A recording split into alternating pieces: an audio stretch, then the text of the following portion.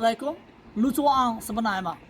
আপনারা সকলে জানেন যে বাংলাদেশের ৫৫ বছর ধরে ভারত থেকে শুরু করে বিভিন্ন যে বহিঃশক্তির রাষ্ট্রগুলো ছিল, এই রাষ্ট্রগুলো আমাদের বাংলাদেশের উপরে একটা আগ্রাসন ভূমিকায় পালন করেছে।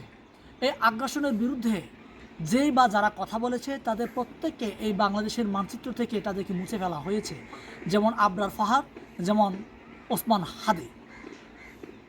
২০১৮ সালে এই আগ্রাসনের বিরুদ্ধে ছাত্র সমাজ কথা বলা শুরু করেছিল এবং ২০২৪-এ এসে এটা পূর্ণতা পেয়েছে।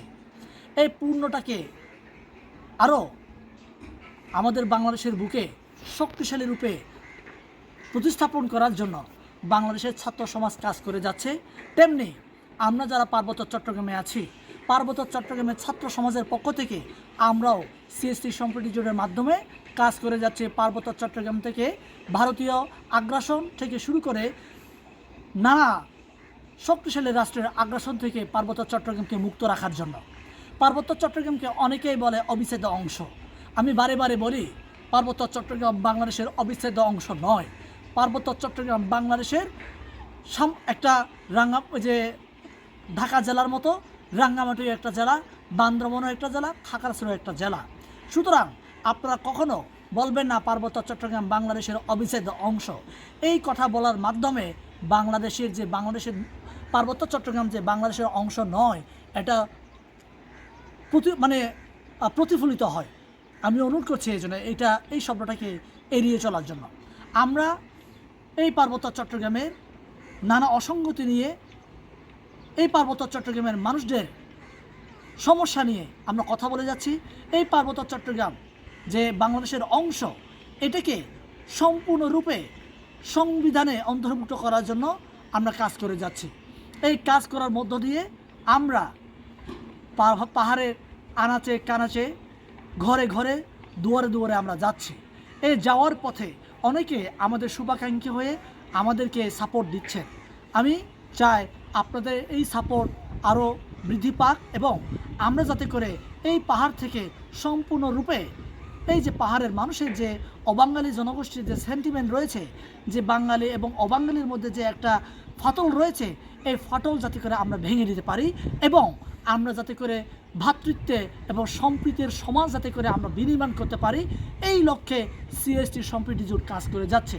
এই কাজটা করতে যখন আমরা যাচ্ছি, আমরা বাধার সম্মুখীন হচ্ছি, যে অর্থনৈতিক বাধার সম্মুখীন হচ্ছি আমরা। এই অর্থনৈতিক বাধা আমার জন্য বড় বাধা নয়, তবে আমি মনে করছি আপনাদের সমর্থন পেলে এটা কিছুই না। আপনাদের সমর্থন, আপনাদের ভালোবাসা, আপনাদের সহযোগিতা আমাদের দরকার। এই দরকারের এই সমর্থনের পাশে আপনারা যারা এই পার্বত্য চট্টগ্রামকে এবং যারা এই পার্বত্য চট্টগ্রাম থেকে ভারতীয় আগ্রাসনের বিরুদ্ধে আপনারা যারা ঐক্যবদ্ধ লড়াইয়ের জন্য উজ্জীবিত করতে চান, আপনারা আমাদের পাশে এসে দাঁড়াতে পারেন, আমাদের সাথে যোগাযোগ করতে পারেন।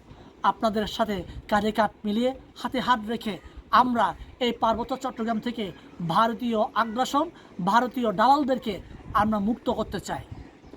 সকলে জানে যে আমাদের সম্প্রতি রিসেন্টলি একটা স্লোগান উচ্চারিত হয়েছে, ভাইরাল হয়েছে, তোমরা কি চাও আজাদি, আমরা কি চাই আজাদি, তুমি কি চাও আজাদি। ঠিক তেমনি আমার এই পাহাড়ে মানুষের মাঝে আমি এই কথা ছড়িয়ে দিতে চাই, তোমরা কি চাও সম্প্রীতি, আমরা কি চাই সম্প্রীতি।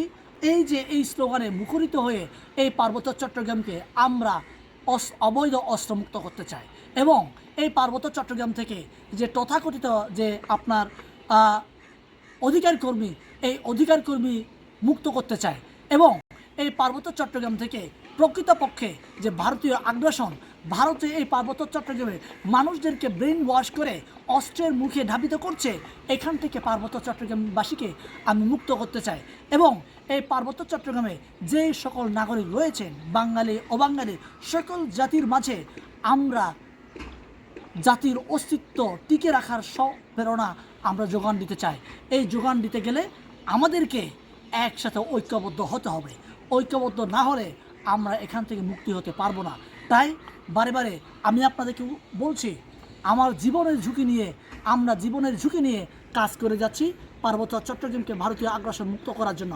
তাই এই আগ্রাসন মুক্ত লড়াইয়ে পাহাড়কে যারা ভালোবাসেন, পাহাড়ের পাশে যারা থাকতে চান এবং এই পার্বত্য চট্টগ্রামকে যারা ভারতের অংশ করে দিতে চায়, তাদেরকে প্রতিহত করার জন্য এই লড়াইয়ে যারা সামিল হতে চান, আপনারা প্রত্যেকে, বাঙালি অবাঙালি প্রত্যেকে আমাদের সাথে একাত্মতা হয়ে একসাথে একযোগে আমরা কাজ করতে পারি। এই আহ্বানে আপনাদেরকে ডাকছি, আপনারা আসেন।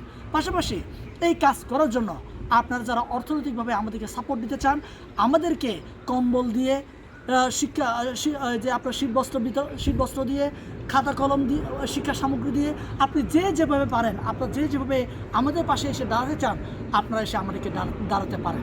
আপনাদের এই ভালোবাসা নিয়ে, এই সহযোগিতা নিয়ে আমরা এই পাহাড়টাকে মুক্ত করতে চাই। এই মুক্ত পাহাড়টাকে, মুক্ত সুবাতাস, এই যে পার্বত্য চট্টগ্রাম যে বিস্তীর্ণ পাহাড় রয়েছে, বিস্তীর্ণ সম্পদ রয়েছে, এই সম্পদটাকে বাংলাদেশের মানুষের কাছে, মানুষের উন্নয়নের জন্য, বাংলাদেশকে এগিয়ে নেওয়ার জন্য আমরা ব্যবহার করতে চাই।